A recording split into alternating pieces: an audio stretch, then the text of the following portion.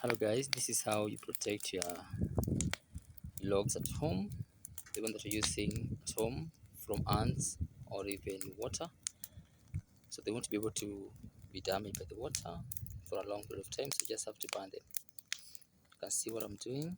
So I'll burn quite a bigger part of the log and make sure that at least we have the black coating, charcoal like so, and that is normally not eaten by the ants and the water doesn't penetrate easily. So you can see it's burning.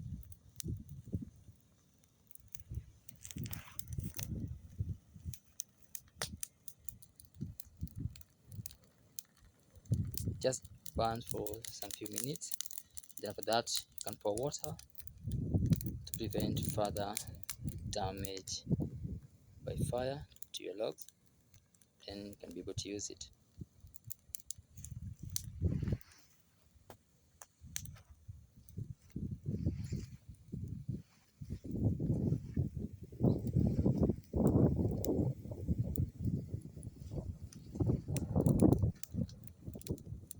So I hope guys you've learned something. So remember to leave a comment, you can ask some question, you can share, like, subscribe for more updates. Until next time, bye.